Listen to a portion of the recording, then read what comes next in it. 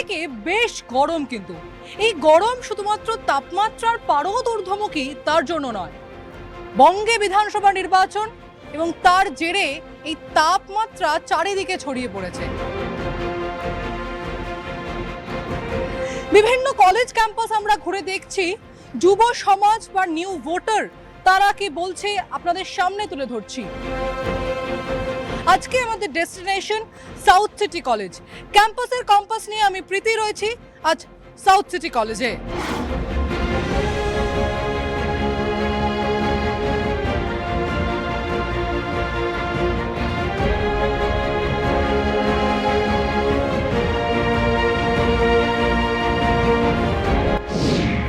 বিধানসভা নির্বাচন হচ্ছে গরমকালে, এটা যেমন ঠিক তেমন শীতকালে পরিযায়ী পাখিদের দেখা যায় বিভিন্ন প্রান্তে। ভোট আসলেই কি পরিযায়ীর মতো নেতারা এ রাজ্যে আসেন? জেনজিরা কি বলছেন জানবো। সত্যিই কি পরিযায়ীর মতো নেতারা বঙ্গে আসেন ভোট প্রচারের জন্য ভোটের আগে? একদমই, বঙ্গে ভোট প্রচারের জন্য পরিযায়ী পাখির মতো নেতারা বঙ্গে আসেন। আমরা এমন কাউকে চাই যে সারাদিন বঙ্গেই থাকবে, সারা বছর আমাদের সঙ্গে থাকবে। আমরা চাই যাতে আমাদের যে সরকার হবে সবসময় আমাদের পাশে থাকে, আমাদের সঙ্গে থাকে, যাতে কেউ বাইরে থেকে আমাদের বাংলাকে পরিচালনা না করে, বাইরের কোনো রাজ্য থেকে আমাদের বাংলা যাতে পরিচালনা না হয়। বাইরে থেকে যদি পরিচালনা করে, বাইরের সংস্কৃতি বাংলায় আসবে। বাংলা তো বরংবার আমরা দেখেছি যে বাইরের সংস্কৃতিকে অ্যাডপ্ট করতে শিখেছে। সত্যিই কি প্রবলেম হবে নেতারা বাইরে থেকে এসে এই রাজ্যে রাজ করলে? হ্যাঁ, কোথাও না কোথাও গিয়ে একটু তো অসুবিধা হবে, কারণ আমাদের এলাকার বা আমাদের এই রাজ্যের নেতারা যেভাবে পরিচিত সব কিছুর সাথে, বাইরের যদি কেউ আসে তাহলে তো তাদের একটু মানিয়ে নিতে অসুবিধা হবে। এটা তো খুব স্বাভাবিক একটা কথা। দেখুন, আমরা বাংলার বাসিন্দা হিসেবে আমরা যেমন দুর্গাপুজোও মানাই, কালী পুজোও মানাই, যেটা দিওয়ালি বলে মারোয়ারিরা মানায়, এবং আমরা ঈদও পালন করি। ক্রিসমাসে যা না খ্রিস্টানরা বেরোয় তার থেকে বাঙালিকে বেশি পার্ক স্ট্রিটে দেখা যায়। এই যে সব ধর্মে বিশ্বাসী বাঙালি, তাকে যদি বাইরে থেকে পরিচালনা করা হয়, তুমি এই ধর্ম পালন করবে, তুমি এই খাবারটা খাবে, সেটাই তো আমরা একটা ডেমোক্রেটিক কান্ট্রিতে বাস করি। সেখানে আমরা কোনোদিন চাইবো না কারোর ইনস্ট্রাকশন ফলো করে আমরা লোকের কথায় চলবো। বাঙালির কাছে বিভিন্ন ধরনের সংস্কৃতি একেবারে আপন সংস্কৃতি, এবং এই সংস্কৃতির পাশাপাশি খাবার দাবার অত্যন্ত একে অপরের সঙ্গে যোগসূত্র রয়েছে, এমনটাই বলা চলে। তবে সম্প্রতি আমরা দেখেছি যে বিহারে বলা হচ্ছে যে প্রকাশ্যে মাছ মাংস বিক্রি করা যাবে না। বাংলায়ও এই পরিস্থিতি হোক, তুমি নিউ ভোটার হিসেবে বা জেনজি হিসেবে সেটা চাইবে? না, একদমই না। বাঙালির ঐতিহ্যর মধ্যে খাবারটা একটা বিশাল বড় কালচারের মধ্যে পড়ে বাঙালির। তো আমার মনে হয় না যে মাছ মাংস মানে বলে না যে ভাতে মাছে বাঙালি, এই একটা কথা আছে। তো আমার মনে হয় না বাংলায় মাছ মাংসের দোকানের কোনো হওয়া উচিত। আচ্ছা, কি খাবার কে খাবে সেটা কে ঠিক করবে? কে খাবার কে ঠিক করবে সেটা তো নিজস্ব মতামত। এবার বাইরে থেকে যদি কোনো পলিটিক্যাল নেতা বা কোনো বাইরে থেকে খাবার অ্যাডাপ্টেশন আসে আমাদের ক্ষেত্রে, আমরা যেমন মাছে ভাতে বাঙালি, তো মাছে ভাতে বাঙালির ক্ষেত্রে আমাদের মাছ মাংস বন্ধ হওয়া মানে আমাদের একটা ঐতিহ্যের উপর এফেক্ট করবে জিনিসটা। তো বাইরের রাজ্যের অ্যাডাপ্টেশনটা আমাদের খুবই অসুবিধা করবে। সমর্থন করছো?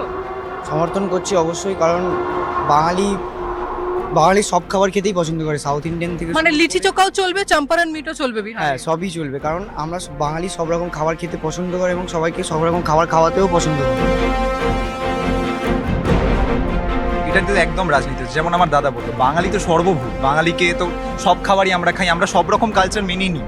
কিন্তু কালচার মেনে নেওয়া আর অন্য কেউ এসে কিছু একটা বসিয়ে দিল যে তোমাকে এটা করতে হবে, নাহলে হবে না। বিশেষ করে যেমন যেটা আমি বলবো, আমাদের দুর্গাপুজোর সময় কেউ যদি আমাদের বলে নবরাত্রি, সেই সময় আপনাদের মাংস মাছ এসব খাওয়া যাবেই না, এটা তো হতেই পারে না। আমরা তো মানে বিরিয়ানি পাবলিক আমরা সবাই। আচ্ছা, সংস্কৃতি নিয়ে যখন কথা হচ্ছে তখন আমরা দেখতে পাবো যে মনীষীদের কোট নেতারা ব্যবহার করছেন। তখনকার প্রেক্ষাপটে মনীষীরা যা বলে গেছেন, এখনকার প্রেক্ষাপট কি এক? দেখুন, মনীষী বলতে যারা বাংলায় আছে, যারা বাংলাকে চেনে, তারা মনীষীর ব্যাপারে জানে, কিন্তু যারা বাংলায় না তারা তো মনীষীর নামই ঠিক করে জানে না। বলা হয় যে যুব সমাজ দেশের ভবিষ্যৎ, দশের ভবিষ্যৎ।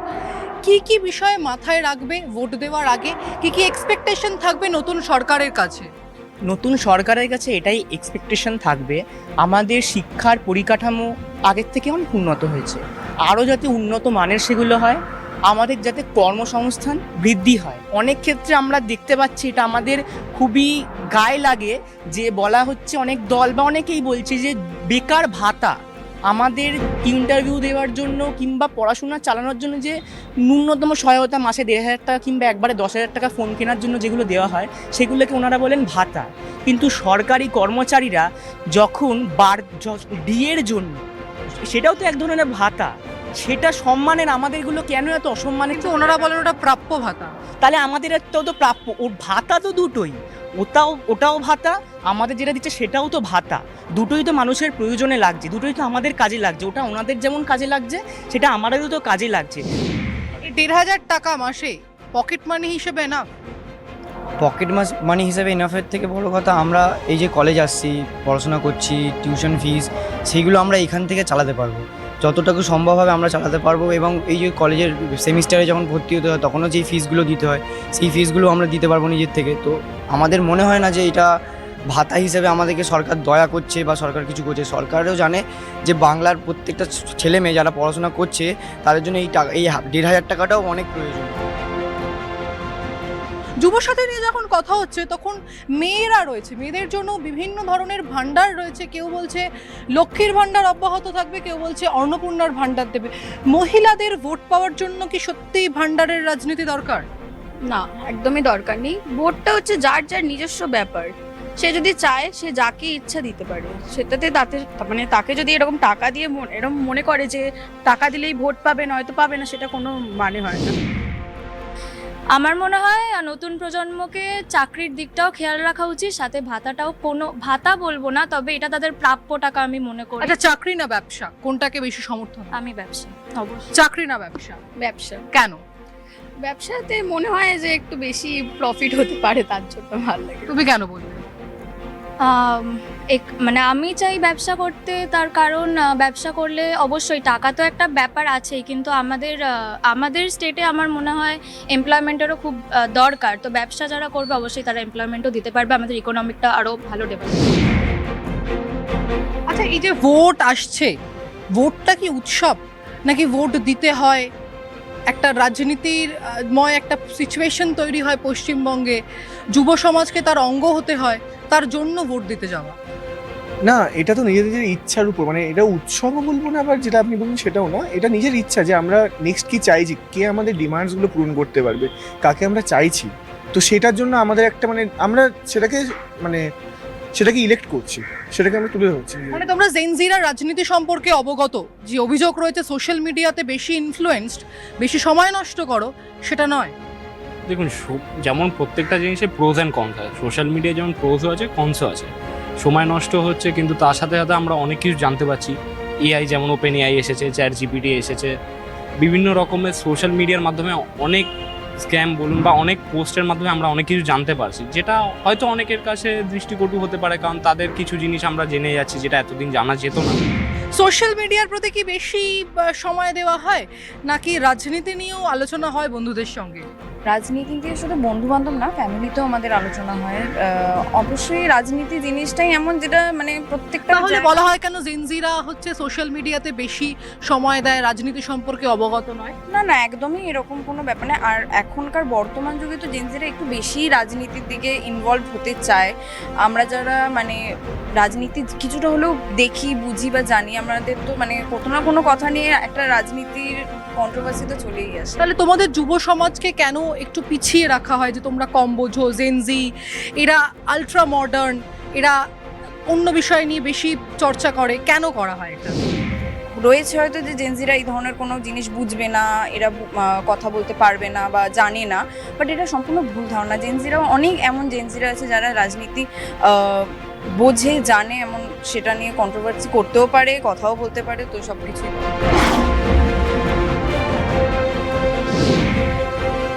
আসন্ন বিধানসভা নির্বাচনের আগে সাউথ সিটি কলেজের পড়ুয়াদের সঙ্গে কথা বললাম। তারা কিন্তু বলল যে সোশ্যাল মিডিয়াতে তারা যে সময়টা দেয় ঠিক একই রকম সময় দেওয়া হয় রাজনীতিতে। শুধু বন্ধু বান্ধবদের সঙ্গে নয়, পরিবারের সঙ্গেও তারা রাজনীতি নিয়ে আলোচনা করে। তাই যারা ভাবছে তারা রাজনীতি সম্পর্কে অবগত নয়, তারা ভুল ভাবছে।